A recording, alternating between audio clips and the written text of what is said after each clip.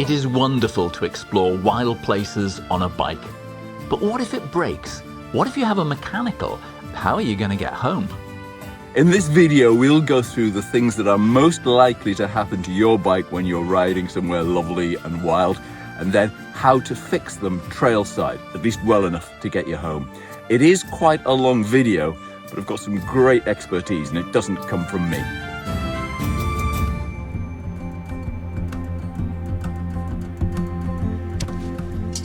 After my recent video on the Isle of Jura, I had a comment saying, I'd love to ride wild places like that, but what if I had a mechanical? While this video is no substitute for a trail fix course, which many providers run, it'll give you a place to start. Just seeing how a good mechanic works, I learned a lot. That expertise will come from Ben, a regular mountain biker and a mechanic at Nevis Cycles. He'll cover the most likely stuff you'll face. If you want to skip ahead, use the chapters in the description. Save this video and come back to it more than once.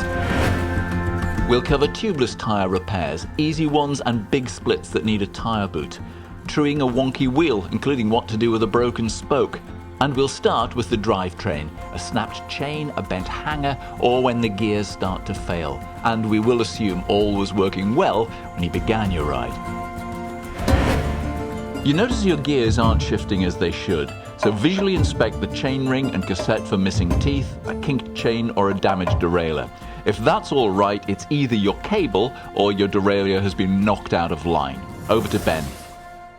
So what you're looking for when checking your sort of hanger and derailleur alignment is to make sure that from where the chain enters the cassette here at the top, to be in line all the way down to your jockey wheels here and here in the cage of the mech. So this essentially from the top of your cassette here where the chain joins right through to where your chain leaves at the bottom of the derailleur, all that should be a nice vertical line. Either your hanger or your mech could be slightly out of alignment. Sometimes it's difficult to see if it's only small, but if it's a big hit that you've had, you'll notice it fairly quickly. We've picked a great place to do this, haven't we?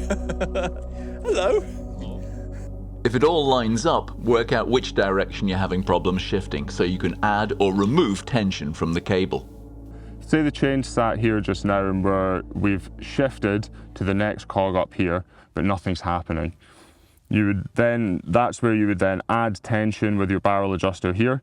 Sort of, I say 1 or 2 clicks, you'll feel that they have a little bit of indentation as they go around, sort of a quarter turn at a time almost. So a couple of clicks, just anti-clockwise, and then you maybe need to lift the bike, give it a pedal round, and just, if that shifts up nicely, then you know you've kind of got it in the right place. If it's still not going, add another couple of clicks and just do a little bit at a time. The other way? So in the other way, if we're trying to shift, let's say down to this cog here, we can't get it to shift. You've clicked down on your shifter and nothing's happening. Again, we're back down to the barrel adjuster here, and we're adjusting this clockwise this time to try and bring the chain down into this smaller cog here. And what that's doing is releasing tension on the cable here and allowing that chain to drop. If it doesn't line up, chances are your hanger is bent. A hanger attaches the derailleur to the frame and is designed to bend or break to save the much more expensive derailleur itself. What it does mean though is your shifting can go out of alignment, so you might need to, out on the trail, if you don't have a spare hanger, what you might need to do is just physically manipulate that hanger back into more the correct position.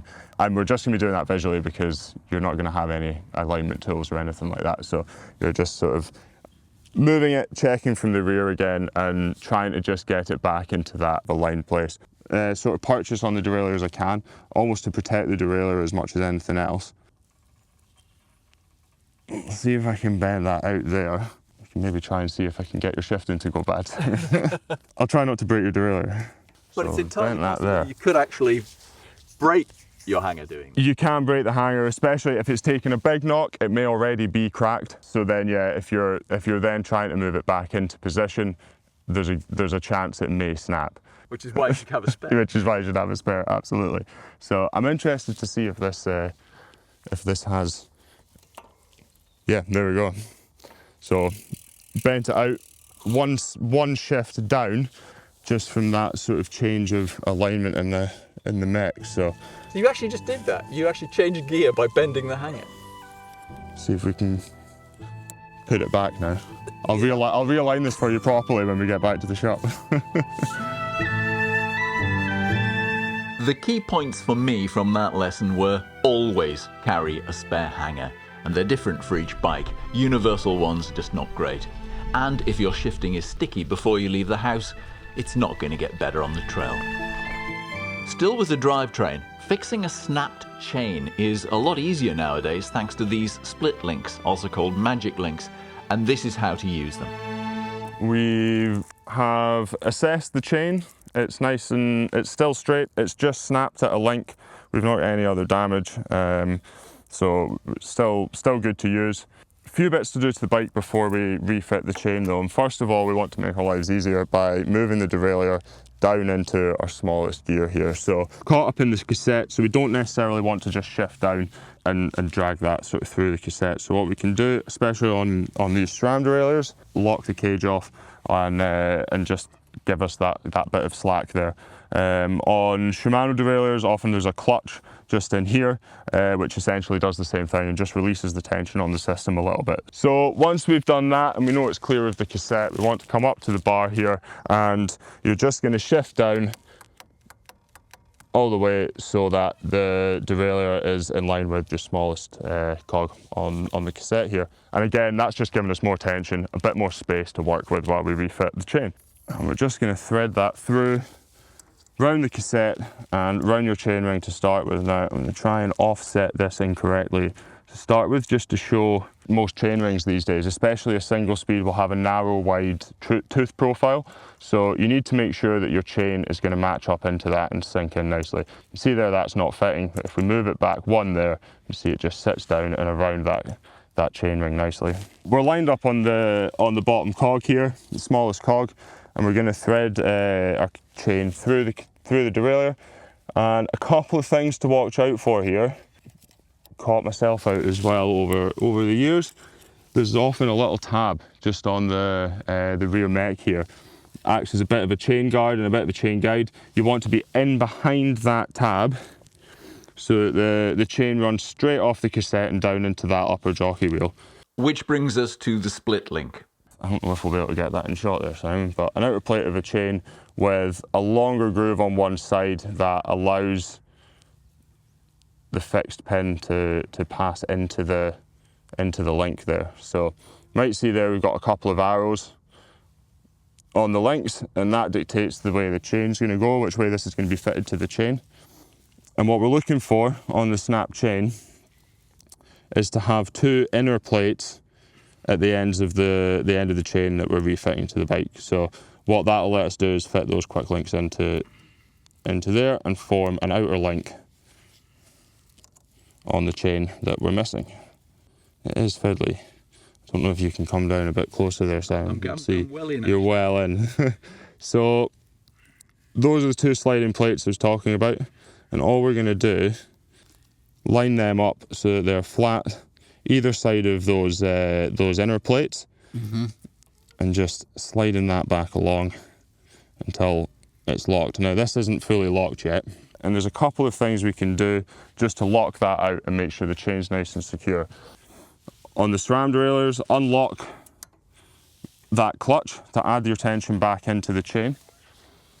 And I'm just going to free up the crank here. Just going to spin this slowly round so that our quick link is now at the top of the chain there rather than at the bottom. What that allows us to do is hold the tyre, hold the crank, and give it a pop there, and that's actually locked very easily if we didn't get the nice snap that you normally do. Once we've got that nice click, you just want to do a final check to make sure that the pins are located in these kind of slots here. You want them located right at the back on either side. You can just check on the other side as well there. And just to make sure from the top that the outside plate is nice and tight against both of those inner plates there.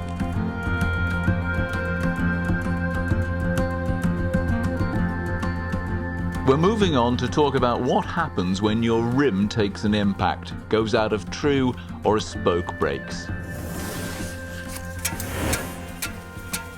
In this case, the spoke catching on the brake caliper as well, so we can hear that there's something wrong.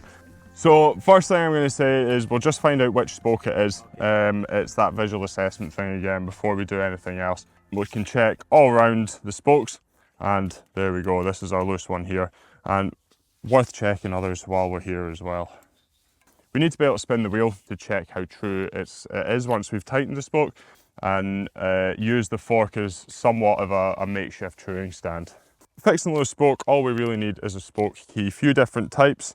We've got your sort of single sort of nipple size there. That'll only fit one size. If it's the wrong size for the nipples you have, you'll probably round out the nipples on your wheel.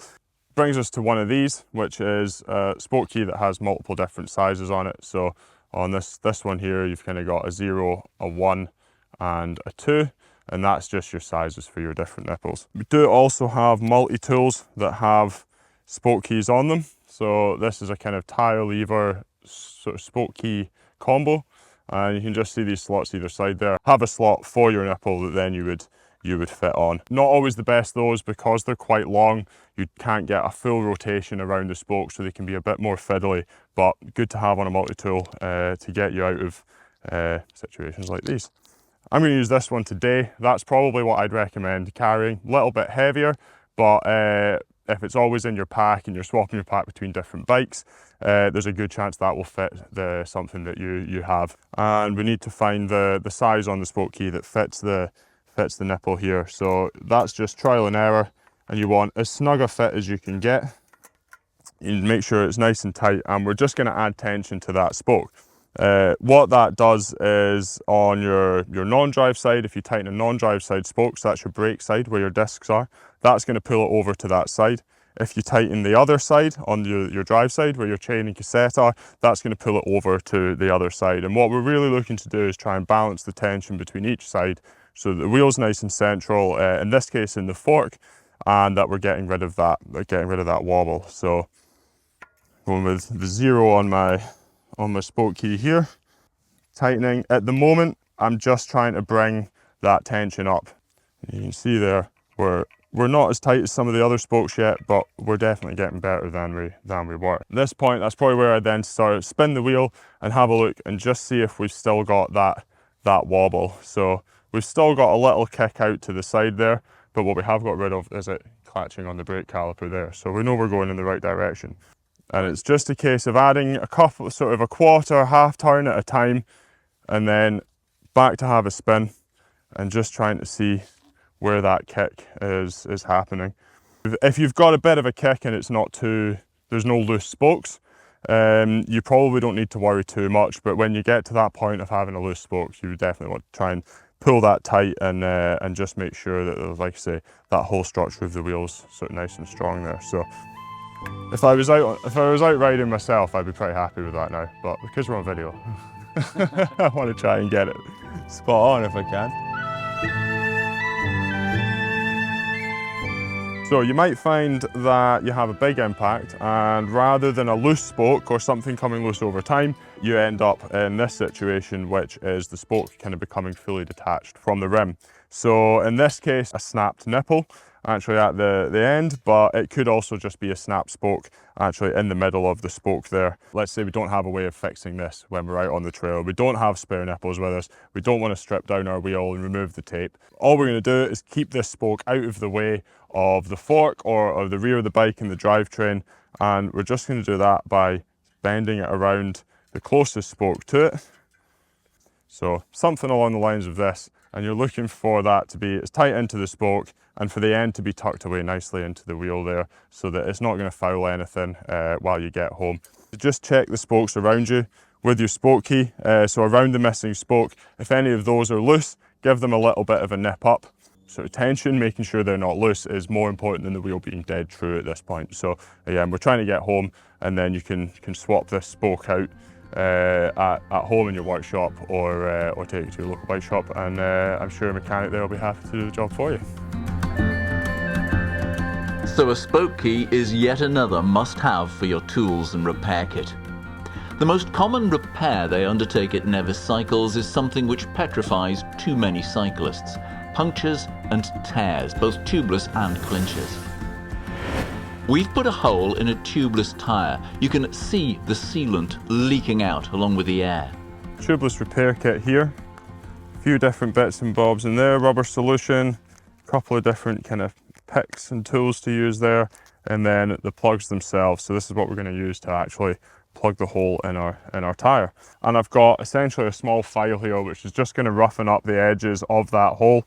We want to lift that out through the kind of middle of our tool there and just force that down.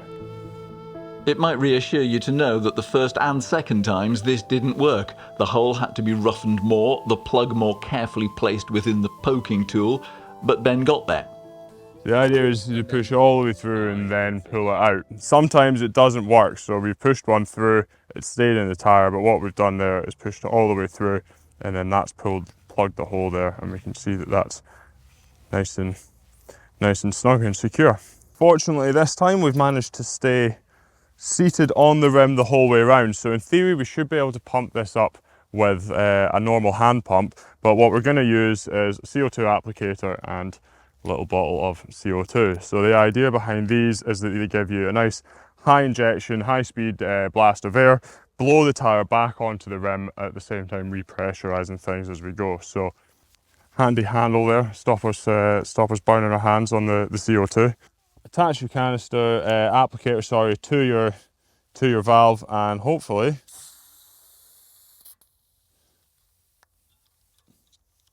that's us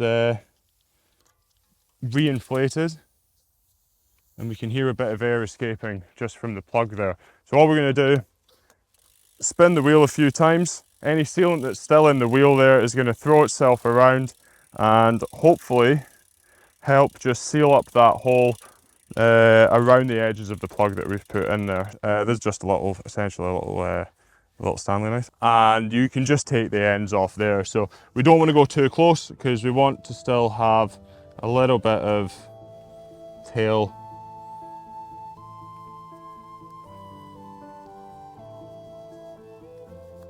Just cutting those off there. There we are. Now we'll make an even bigger hole, simulating a tear that the sealant can't seal, and we'll have to put in an inner tube. So this is just like a clincher tyre. In addition, we'll have to use something called a tyre boot to stop the tube squeezing out through the hole we made. So to remove the tyre, we've broken it off the bead there all the way around on one side of the rim, and we're just going to use a couple of tyre levers to get in underneath the bead. Careful not to catch the rim tape underneath, and then we can just use two at a time just to lift one part of the tyre off there. And then from there, you can just gently run your tyre lever around, and that's just going to lever everything off the rim there. So I don't know if you carry anything with you, Simon, when you're in your tour, and a bit of a rag or a bit of blue roll or something, but it can sometimes be handy just if you need to clean anything off before you kind of refit, especially with tubeless sealant. Get a better surface just to glue our tyre boot on the inside of the tyre there. So we've got this sticky side there, and we're just going to push that up into the tyre and try and make sure we're not sat just on the bead there, and then we're just working that into the underside of that tyre there to try and get that to stick as well as we can. Once we're happy that's there, we found our big slice, worth checking the tyre over for anything else, just in case we've got any other thorns or punctures there. So we'll just slowly working around the inside of the tyre there, just feeling for anything sharp. We've got our old plug there, but that all seems to be holding well. We've worked our way back round to our boot there, and we've not found anything to worry us. So I actually like to add a bit of pressure to the tube just before putting it in the rim. It just gives a little bit of shape and structure, makes things a little bit easier. So then just fitting the tube essentially. Once we've got that structure in it, I always start at the valve hole and just like to try and tuck the tube actually up inside the rim there. And now the theory with our boot there is that once we've put the inner tube in, the pressure of the tube will actually help seal that boot against the outside of the tyre, or the inside of the tyre rather, and then in theory that should help create a nice tight seal then. As much as possible, I try not to use tyre levers to put an inner tube back in, because nipping the tyre, the tube, sorry, and just pinching it slightly can spell disaster, especially if it's your last tube. For reinflating, a hand pump's going to do just fine. We're going to make life a little easier and use the rest of our gas canister from when we did our tubeless repair earlier on. So popping that on, and then hopefully, so let's just have a look and see where that slice is. Can't hear any air escaping, which is always a good sign. And here we are. So you can still see the slice. You can see how with an inner tube you'd have some of the inner tube bulging through that there, and with that tyre boot just sort of spread across the whole tube there, that's then going to hold enough, at least just to get us home, until we can replace the tyre. If you don't already have them in your field repair kit, what we've used is listed in the video description, including a tyre boot, a spoke key that fits your bike, quick links that fit your speed of chain, and a hanger that fits your bike frame. On top of that, there's a multi-tool, pump, CO2 applicator and inner tube, which adds up to quite a compact kit. I also carry brake pads for that bike and a spare SPD cleat, but that's another video. Let us know in the comments if there are other trail fixes Ben could demonstrate, and please check out one of these videos. That really helps to boost this one, which sounds odd, but thank you. I'll see you again next time. Goodbye.